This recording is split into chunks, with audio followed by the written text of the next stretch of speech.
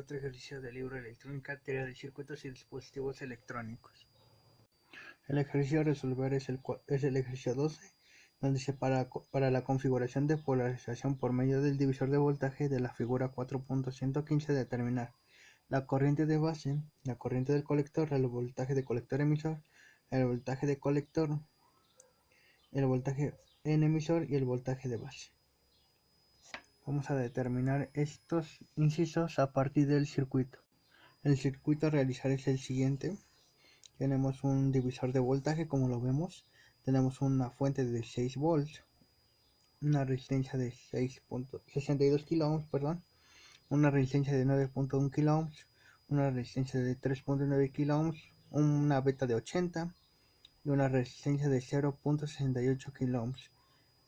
Nos dan aquí como referencia un voltaje colector y un voltaje en emisor y un voltaje en base. Bueno, a partir de este circuito hay que determinar los incisos que acabamos de mencionar.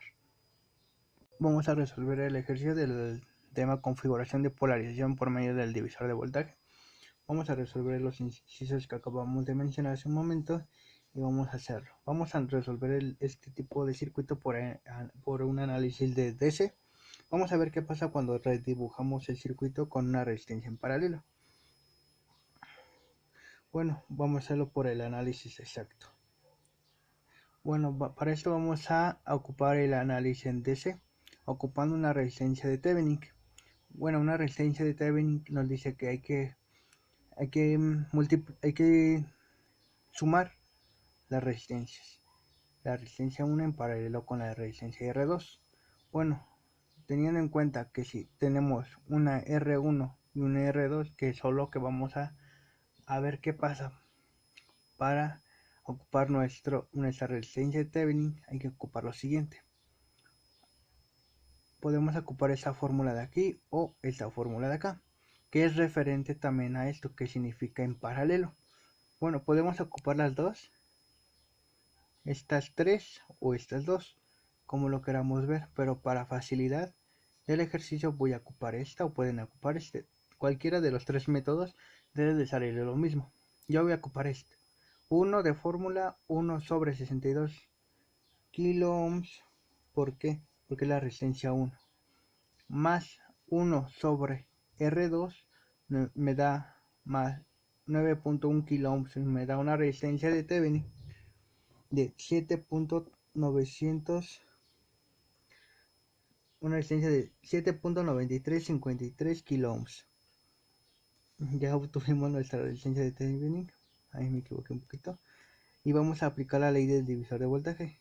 Bueno, para esto VOC hace referencia al voltaje de base, que nos dice el voltaje voltaje OC es el voltaje de fuente por la resistencia de R1 dividido entre R1 más R2. 16 volts de fuente, 9.1 kilo ohms de la resistencia en R2 y sumamos la R1 y R2, que son nuestras dos resistencias que tenemos aquí. Hacemos esta operación y nos da un voltaje de base de 2.04 volts. Bueno, y como vimos, vamos a rediseñar el circuito para que sea un equivalente en Thevenin. Bueno, como vemos, aquí está un divisor y como vemos, obtuvimos del divisor 7.93 kilo ohms, que es esta parte de aquí. Las dos resistencias se convirtió en una sola, por eso se llama resistencia en Thevenin.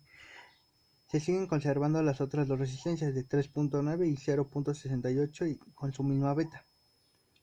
Y vemos que la resistencia va hacia abajo, así.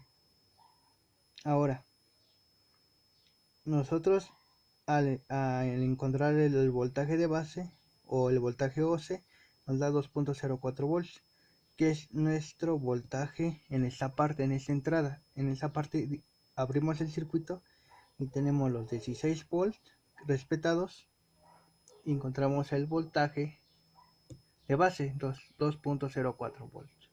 Ahora vamos a desarrollar la malla de base emisor aplicando la ley de voltaje de Kirchhoff. Bueno, aquí tenemos la ley de voltaje de Kirchhoff, donde dice menos el voltaje de Thevenin más la corriente de base por la resistencia de Thevenin más el voltaje base emisor más la corriente de emisor más la resistencia en emisor es igual a 0. Esos valores previamente nosotros ya los conocemos. Vamos a determinar los voltaje de Thevenin 2.04, ya lo obtuvimos, voltaje de Thevenin más la corriente de base por 7.93 fue nuestra resistencia de Thevenin más 0.7 volts. Recordemos otra vez que el voltaje base emisor siempre por default es 0.7 más la corriente de emisor y la resistencia, la corriente de emisor por la resistencia de emisor 0.68 kilos, que es esta resistencia que tenemos aquí, que es igual a 0. Vamos a ver a continuación lo que sigue de aquí. Sigue más pasos.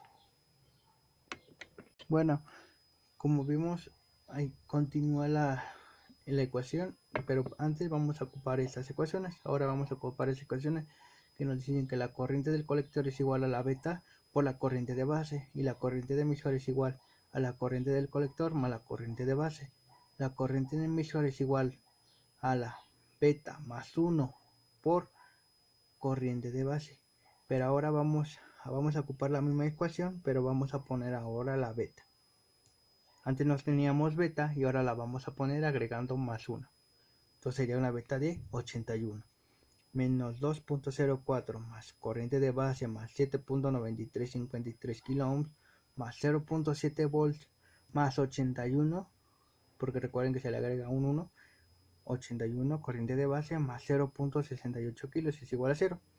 Ahora vamos a encontrar la corriente de base, que nos dice que la corriente de base es 2.04 menos 0.7 sobre 7.9353 kilo ohms por 81 por 0.68 kilos nos da un resultado de 21.264 por 10 a la menos 3 y encontramos nuestra corriente de base. Ahora vamos a encontrar la corriente de colector, que es lo que las ecuaciones que acabamos de decir. La corriente de colector es igual a la beta por la corriente de base, serían 80. Recordemos, no nos pide aumentar más 1, sino simplemente se dejan los 80.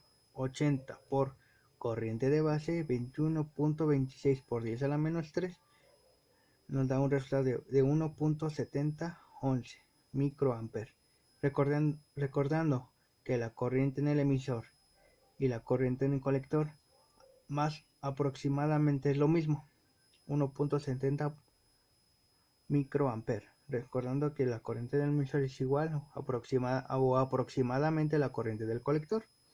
Ahora vamos a encontrar el voltaje de base y el voltaje colector y el voltaje en emisor. Bueno, el voltaje en base ya lo habíamos encontrado, que era un voltaje de base de 2 volts. Tendremos que ahora que encontrar el voltaje en el emisor, que nos dice que en el voltaje en el emisor es la resistencia del emisor por la corriente en el emisor, 0.68 de nuestra resistencia de 0.68 por nuestra corriente en el emisor, 1.70 ohms, que es esta de aquí. Entonces nos da un voltaje en el emisor de 1.15 volts. Ahora vamos a determinar el voltaje en el colector, que nos dice el voltaje colector es igual a la corriente de la fuente menos la es igual al voltaje de la fuente menos la corriente del colector por la resistencia del colector. Sustituyendo valores nos quedaría de la siguiente manera: 16 menos 1.70 ohms microamperes por la resistencia del colector, 3.9 kilo ohms, nos da un resultado de 9.36 volts. Ahora vamos a encontrar el voltaje colector emisor, que nos dice el voltaje colector menos el voltaje en emisor es 9.36 menos 1.15 volts y nos da un resultado de 8.2157 volts. Esos valores ya también los habíamos encontrado nosotros, que serían estos valores 9.36 y el valor de voltaje en el emisor de 1.15 y nos da un voltaje colector emisor de 8.21 y vemos que está correctamente bien. Ahora vamos a determinar el punto Q de operación y la recta de carga con nuestros datos ya obtenidos de aquí. Vamos a ver qué datos vamos a ocupar. Para determinar nuestro punto Q de operación vamos a necesitar estos dos valores, la corriente del colector y el voltaje colector emisor. Vamos a ocupar estos dos valores. Ahora vamos a ver qué pasa. Bueno, recordando que a continuación les dije que pusiéramos atención en los dos puntos o en las dos ecuaciones que nos dio el voltaje colector emisor y la corriente del colector. Recordemos que nos dio 8.2157 y 1.7011 microamperes. Ese sería nuestro punto Q de operación, porque esos son nuestros puntos a encontrar. Si nosotros graficamos estos puntos claramente, nos va a dar nuestro punto Q de operación. Más o menos sería aquí el 8, ves que va de 3 en 3, entonces aquí más o menos sería el 8. Y nos daría 1.70, más o menos un 1.70 por aquí, casi pegando al 2. Y ahora vamos a determinar nuestra recta de carga. Vamos a analizar la malla del colector emisor.